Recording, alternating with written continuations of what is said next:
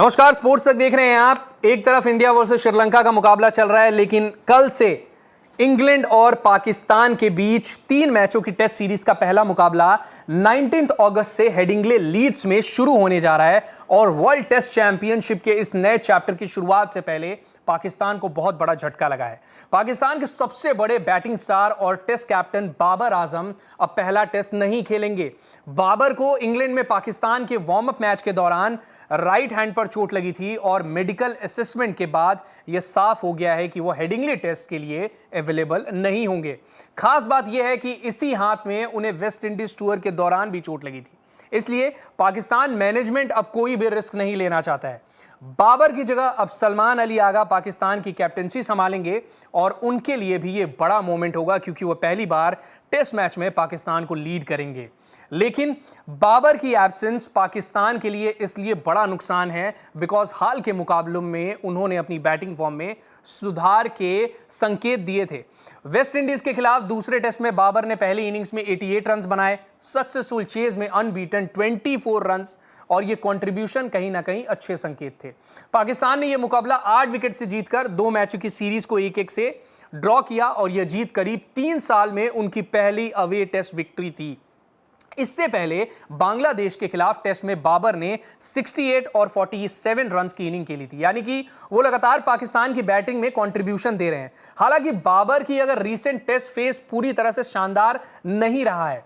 South Africa के खिलाफ अक्टूबर 2025 के पहले टेस्ट में उन्होंने 23 रन बनाए थे और पाकिस्तान उस मुकाबले को 93 रन से जीतने में सफल रहा था। लेकिन अगर उनके पूरे टेस्ट करियर को देखें तो बाबर अब भी पाकिस्तान के सबसे एक्सपीरियंस बैटर में से एक हैं। उन्होंने 64 मैचेस में करीब 4500 से ज्यादा रन बनाए हैं, जिसमें 9 सेंचुरीज और 3150 शामिल है। यही वजह है कि इंग्लैंड जैसी कंडीशन में उनके बाहर होने से पाकिस्तान के लिए बड़ा सेटबैक है।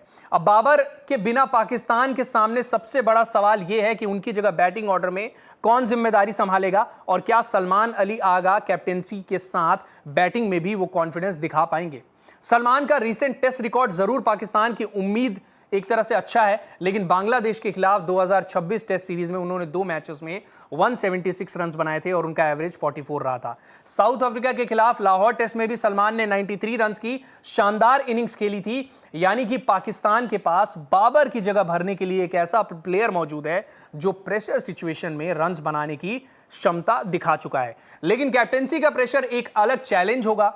पाकिस्तान की रीसेंट टेस्ट जर्नी को देखें, साउथ अफ्रीका के खिलाफ होम सीरीज में उन्होंने पहला टेस्ट 93 रन से जीता था और वेस्ट इंडीज में 2 मैचों की सीरीज भी 1-1 से ड्रॉ हुई। वेस्ट इंडीज के खिलाफ दूसरे टेस्ट की 8 विकेट विक्ट्री पाकिस्तान के लिए खास थी, क्योंकि यह उनके लंबे समय बाद ओवरसीज टेस्ट जीत थी। इस जीत में अब्दुल्ला शफीक अनबीटन 160 रन, बाबर आजम की 88 रन, अनबीटन 24, कंट्रीब्यूशन सभी के थे।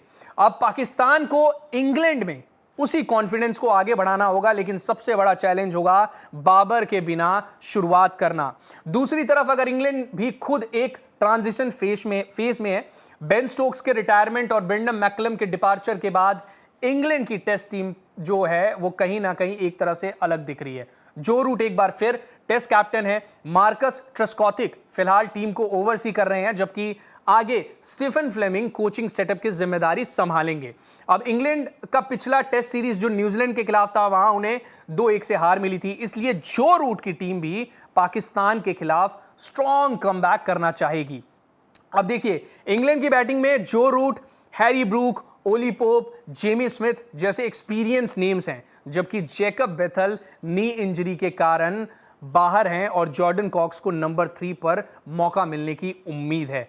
दूसरी तरफ पाकिस्तान की सबसे बड़ी स्ट्रेंथ उनकी बॉलिंग हो सकती है। मोहम्मद अब्बास जैसे एक्सपीरियंस सीमर के पास इंग्लिश कंडीशंस का अच्छा एक्सपीरियंस है और उनकी लाइन लेंथ और कंट्रोल हेडिंग्ले में पाकिस्तान के लिए बड़ा वेपन बन सकती है। अब देखिए, पाकिस्तान के पास स्पिन में भी ऑप्शंस हैं और अगर कंडीशंस थोड़ी हॉट रहती है तो साजिद खान जैसे स्पिनर्स बड़ा रोल निभा सकते हैं। लेकिन सारी चर्चा एक सवाल पर आकर रुकती है, बाबर आजम के बिना पाकिस्तान कितना मजबूत है।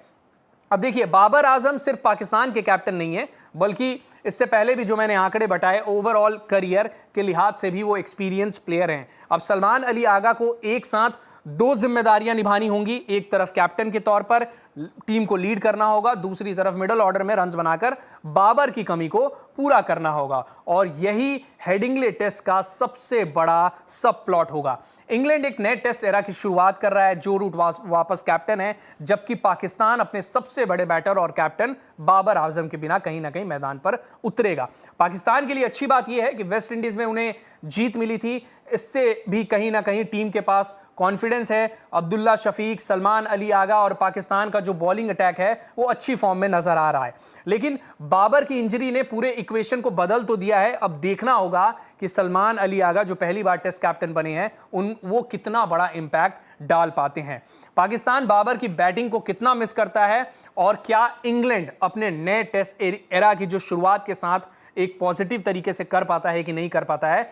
जो एक्शन होगा वो भरपूर होगा और हम जो हैं आपको स्पोर्ट्स तक पर सारी अपडेट्स देते रहेंगे। लेकिन पाकिस्तान का रिकॉर्ड वर्ल्ड टेस्ट चैंपियनशिप के लिहाज से भी बहुत अहम है, क्योंकि अगर वर्ल्ड टेस्ट चैंपियनशिप की बात करें तो पाकिस्तान और इंग्लैंड की जो टीम है, इंग्लैंड 7वें नंबर पर है और पाकिस्तान 8वें नंबर पर है। वर्ल्ड टेस्ट चैंपियनशिप के फाइनल में पहुंचना दोनों टीमों के लिए बेहद मुश्किल है, लेकिन जीत कहीं ना कहीं कॉन्फिडेंस देगी। आप जरूर कमेंट सेक्शन में बताइए कि कल से ये जो एक्शन शुरू हो रहा है इसमें किस टीम की जीत होगी और किस टीम का पलड़ा भारी है।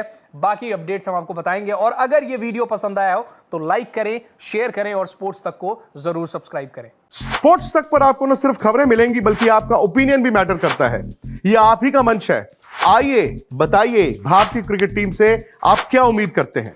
रहिए स्पोर्ट्स तक के साथ। सब्सक्राइब कीजिए स्पोर्ट्स तक को यूट्यूब और फेसबुक पर।